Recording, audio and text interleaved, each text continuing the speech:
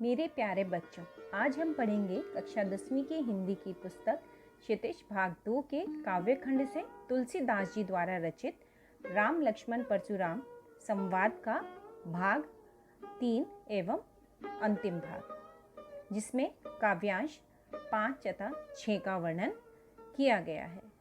इन दो भागों में हमने देखा कि किस प्रकार धनुष राम जी द्वारा तोड़े जाने पर परशुराम जी बहुत उन पर क्रोधित होते हैं, नाराज होते हैं। वहीं लक्ष्मण के वीर रस का तथा उनका कुछ क्रोधित और कुछ व्यंग्यात्मक कटाक्ष परशुराम जी पर कर रहे हैं। तो इस प्रकार से हम आगे काव्यांश की शुरुआत करने से पहले मैं आपको बता दूं, अगर आपने मेरे पहले तथा दूसरे भाग का वर्णन नहीं देखा है तो उसका लिंक मैंने अपने डिस्क्रिप्शन बॉक्स में डाल दिया है, आप वहां जाकर देख सकते हैं। तो आइए शुरुआत करते हैं काव्यांश 5 की। तुम्ह तो कालू हाक जनु लावा, बार बार मोहि लागी बुलावा। कालू मतलब काल को, जनु मतलब जैसे। लक्ष्मण जी परशुराम से बोलते हैं, मुझे ऐसा लग रहा है मानो आप काल को आवाज दे रहे हैं, काल को मेरे लिए बुला रहे, बार बार उसे मेरे लिए बुला रहे हैं। सुनत लखन के वचन कोठारा, परसु सुधारी धरे कर घोरा। तो इस प्रकार से सुधारी मतलब सुधार कर मतलब हाथ। लक्ष्मण जी के ऐसे कठोर वचन सुनते ही परशुराम जी, जो पहले से ही क्रोधित थे, उनका क्रोध जो है वो और अधिक बढ़ गया। अब जनि देई दोसु मोहि लोगु, कटुबादी बालकु बद जोगु। मतलब कटुबदी मतलब होता है कड़वे वचन बोलने वाला, बद जोगु मारने योग्य। उन्होंने अपने भयानक फरसे से, किसने? परशुराम जी ने अपने भयानक फरसे को घुमाकर अपने हाथ में ले लिया और बोले, अब लोग मुझे दोष न दें। इतने कड़वे वचन सुनने या इतने कड़वे वचन बोलने वाला यह बालक मारे जाने योग्य है। बाल बोल लो की बहुत मैं बाचा, अब एहू मरनिहार बा साचा। मतलब बाचा मतलब बचाया, मर निहार मतलब मरने वाला, ठीक है। साचा मतलब सच में ही। बालक देखकर इसे मैंने बहुत बचाया, पर अब यह सचमुच मरने वाला है। कौशिक कहा क्षमीय अपराधु, बाल दोष गुण गणहीन साधु। इस प्रकार बालक को देख परशुराम के क्रोध को और देखकर विश्वामित्र उठ खड़े हुए और बोले, अपराध क्षमा कीजिए। बालकों के दोष और गुण को साधु लोग नहीं गिना करते। खर कुठार मैं अकरुण को ही, आगे अपराधी गुरु द्रोही। खर का मतलब होता है दुष्ट, अकरुण का मतलब होता है जिसमें दया और करुणा न हो। तब परशुराम ने कहा, किससे कहा? विश्वामित्र जी से कहा कि ये मेरा दुष्ट फरसा है, मैं स्वयं दया रहित और क्रोधी हूँ, पर यह गुरुद्रोही मेरे सामने उत्तर दिए जा रहा है। किसको संबोधित कर रहे हैं? वो लक्ष्मण के बारे में बता रहे हैं विश्वामित्र जी को कि ये देखो, ये बालक अब मरने योग्य है। इसने ऐसे कठोर वचन सुनकर उनका गुस्सा जो है, परशुराम जी का गुस्सा अधिक बढ़ गया है, तो वो और ज़्यादा क्रोध में बोले जा रहे हैं। उत्तर देत छोड़ो बिनु मारे, केवल कौशिक सील तुम्हारे। मतलब क्या होता है, हे विश्वामित्र, केवल आपके सील के कारण ही मैं इसे मारे बिना छोड़ रहा हूँ। परशुराम जी विश्वामित्र जी को कहते हैं, न त एहि काटी कुठार कठोरे, गुरही उरिन हो तो श्रम थोरे।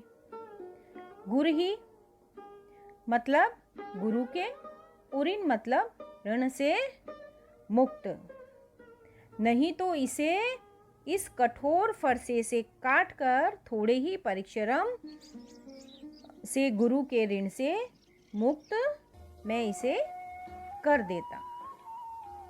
परशुराम जी अभी बहुत ज़्यादा क्रोधित है, क्योंकि लक्ष्मण जी उन पर व्यंग कटाक्ष करते जा रहे हैं, परंतु विश्वामित्र जी उन्हें परशुराम जी को शांत करने की भरकस प्रयत्न कर रहे हैं। अब हम आगे करते हैं दोहा।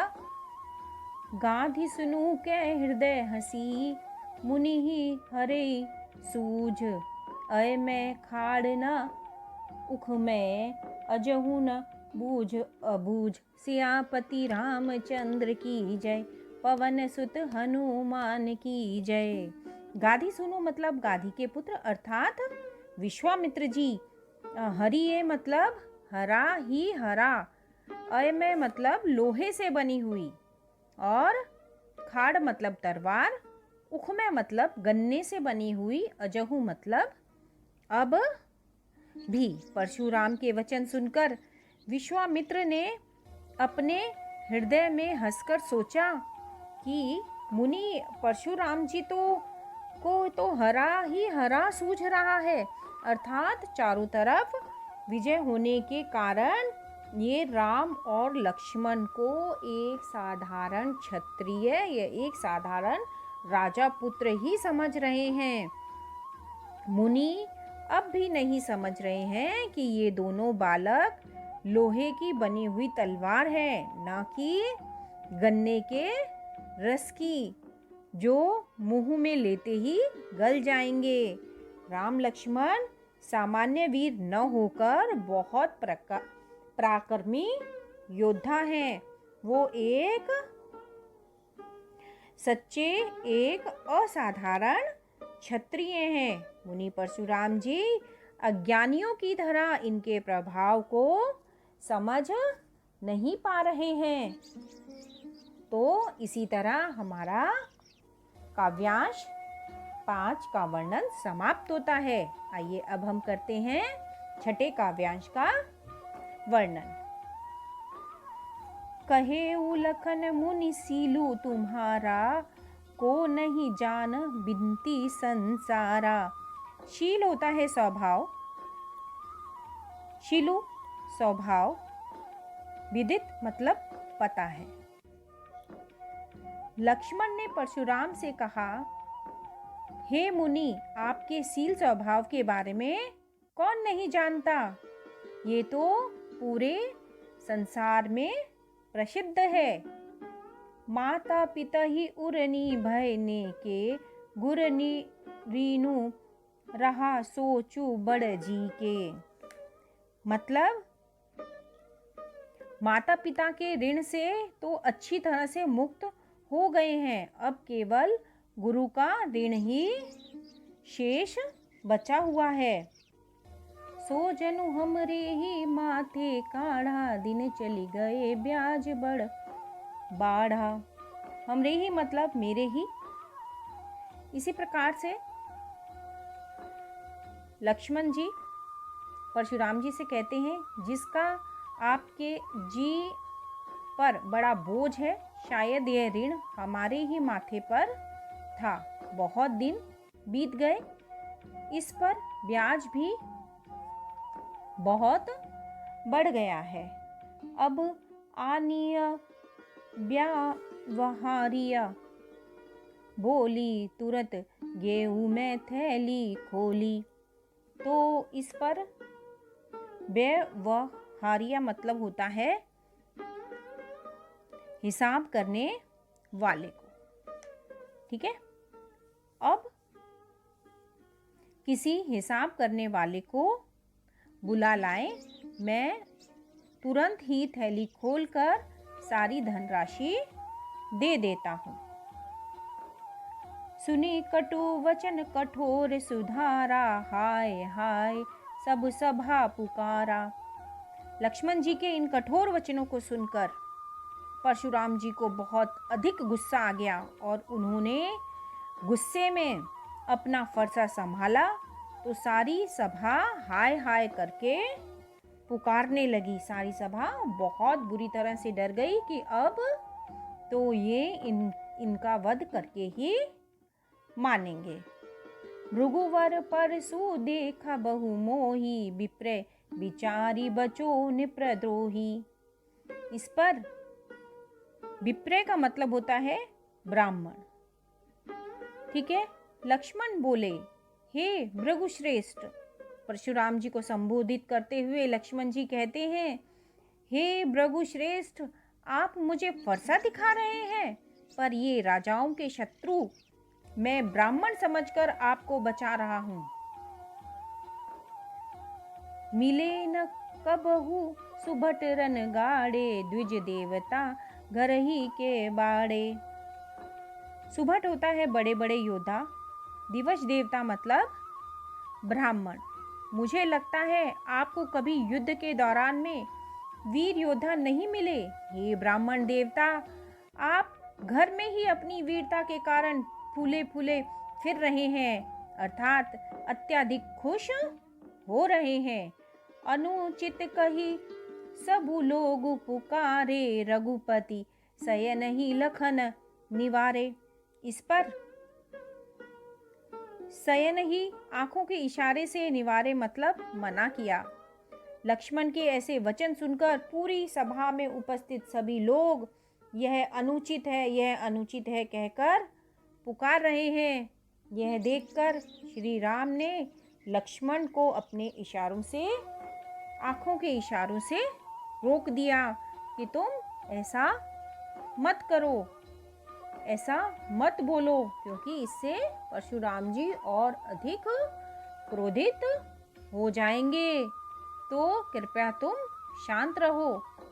लखन उत्तर आहुति सरिस, भृगुबर कोप कृशानु, बढ़त देखी जल सम वचन, बोले रघुकुल भानु सियापति रामचंद्र की जय, पवन सुत हनुमान की जय। कृशानु होता है अग्नि, रघुकुल भानु मतलब रघुवंश के सूर्य श्री रामचंद्र जी, जो कि बड़े ही विनम्र भाव से, बड़े ही शीतलता पूर्वक कहते हैं। लक्ष्मण के उत्तर परशुराम की क्रोधाग्नि को आहुति के अदृश्य सदृश कार्य कर रहे थे। इस क्रोधा अग्नि को बढ़ते देख रघुवंशी श्री रामचंद्र जी लक्ष्मण के वचनों से विपरीत जल के समान शांत करने वाले वचनों का प्रयोग करते हुए परशुराम जी से लक्ष्मण को हाथ जोड़कर क्षमा विनती मांगते हैं कि हे स्वामी, हे योद्धा, आप तो बहुत ही दयालु हो। हे ब्राह्मण देवता, लक्ष्मण को आप क्षमा कर दो। ये विनती श्री रामचंद्र जी परशुराम जी से करते हैं। तो इसी प्रकार से ये तुलसीदास जी द्वारा रचित राम लक्ष्मण परशुराम संवाद यहीं समाप्त होता है। धन्यवाद। नमस्कार। अगर आपको मेरा ये अध्याय पसंद आया हो तो मेरे इस चैनल को लाइक करें, शेयर करें और सब्सक्राइब करें और बेल आइकन को दबाना ना भूलें, जिससे कि मैं आप लोगों के लिए नए नए बनाए हुए वीडियोस को जल्दी से जल्दी आपके पास भेज सकूं या आप उन्हें देख सकें। और अगर आपको कोई भी पाठ में कठिनाई है या उसको आप समझना चाहते हैं, जो मैं पढ़ा रही हूँ, बता रही हूँ, जिनका मैं वर्णन कर रही हूँ, तो मेरे कमेंट बॉक्स में डालकर मुझसे प्रश्न कर सकते हैं। मैं उनको सुलझाने का आपको समझाने का प्रयत्न ज़रूर करूँगी। नमस्कार।